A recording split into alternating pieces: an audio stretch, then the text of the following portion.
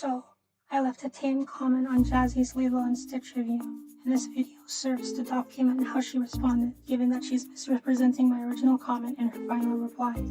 Please watch this short video before commenting. Harassment helps no one. My quote, unnecessarily mad and intentionally uncharitable comment goes as follows. Hey, to my fellow APIs and Jazzy's audience. There was once a time when I got a bit disappointed in Lindsay Ellis for her allegedly reductive statement on dragons in Southeast Asian cultures, which includes the Philippines and our Bakunawa. I never harassed her or anything, as it's wrong, but after watching her whole 2-hour mascot video, I realized I was more offended at an outsider's interpretation on some website than the actual statement itself. I believe the same thing is happening here. Most white men's post on this video would have you believe that there is nothing for us to take away from it, that it's all bad, all while somehow inexplicably making $1 billion after supposedly giving Lilo up to the state. What actually happened is that a lapse in media literacy has occurred. Most critics of this movie fail to realize that characters are typically not judged by a one-off choice they make at their lowest point, like how we don't attach Maui's choice to give up all of humanity at the first sign of failure to him forever, as these people do with Nani. We don't permanently call Vegeta a murderer, at the very least we have more patience for him. Additionally, many of us have dealt with the CPS before, and the original's wishy-washy, or it'll just work out in the end for no reason, actually doesn't really help. While the remake coincidentally makes the same choice my family made to send me to extended family to the Philippines due to issues with CPS in the US. It's a choice that actually works. It's supposedly evil and cynical, but it's a genuine experience. There's also the fact that if the new one is to be read as pro-assimilationist propaganda, then the old one can be read as pro-CIA propaganda with how they build up Cobra's character. Conversely, in the remake, 2 native characters get to call out a representative of the US government for only treating Hawaiians like Americans when it's convenient to them, and Cobra has to disobey orders just to help save the day. From an AAPI perspective, the movie can be kind of nice. There's also less reductive Orientalism in the new version compared to the original, where they have Lilo do voodoo, which isn't even Hawaiian. The amount of praise for an American Idol, Elvis, also kind of distracts from the culture aspects. However, a lot of this stuff flies over the heads of white people who consume this without those experiences. They can't stop to think, why would the movie make that change?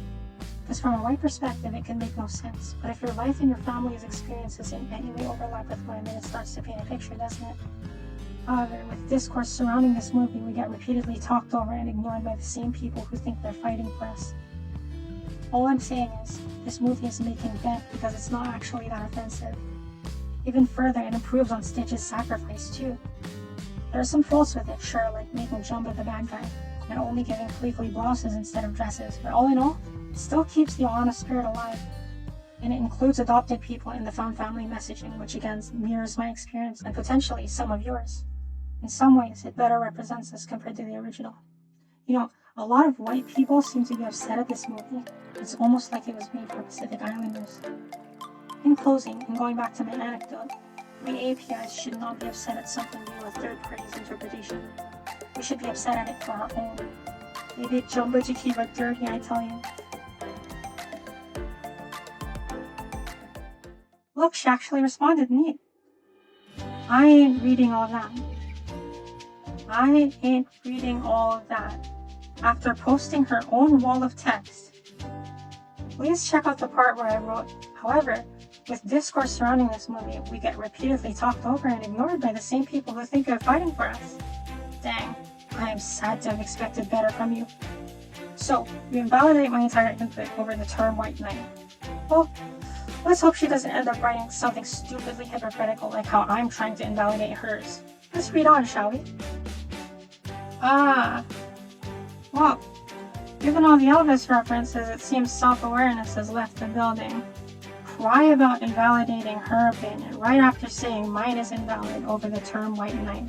Mine's supposedly not worth reading, only fit for deletion for being too angry. Does that smell like tone policing? Do you know what the term white knight means? Jazzy, do you know what the term white knight means? I'll tell you. It is to speak for and over the people you feel you're defending. It is exactly what I said in my original unedited comment that you ignored and deleted. You'd have known if you had just read it. My gal, you left a heart on a comment that alleged presenting the choice to go to the US for posterity is low-key racist, calling the ending evil and cynical yourself, all while 100% of the AAPIs you will ever meet in the US will themselves or a family member before them have made that same choice or something like it. How do you think we got here? It is a genuine experience you effectively co-sign as assimilationist propaganda, closing your mind to feedback from a person whose background is directly related to the topic in question.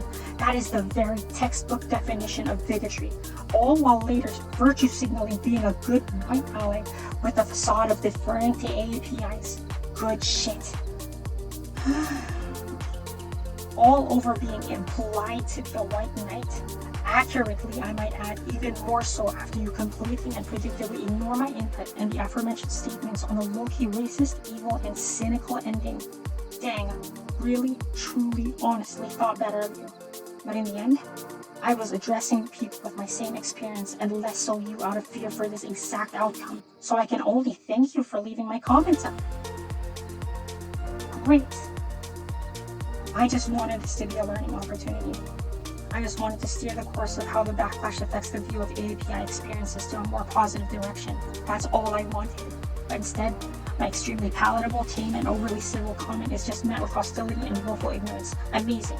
This is how you present yourself. Tone policing and reinforcing this absurd double standard that I will remind you I initially met, that minorities have to be presented to remorseful ex-colonialist allies.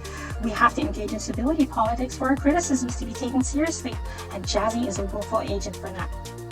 As a result, a Filipino hero has to write his revolutionary text as bubbly and warmly as possible, all from the comfort of a cold, dark prison cell, only to be shot in the back and killed later. So I gotta ask, what part of my original comment came off as angry, Jazzy? Because this is what anger looks like. What part of it actually merited deletion and censorship? My godsend epitome of an ally? All this, and yet I still want to say, there is always room for change, Jazzy. It is within you to succeed. Never forget that. Learn from this. Do better. If you made it this far, could you please give this article a read? I'm leaving it in the top right corner. Thank you for watching.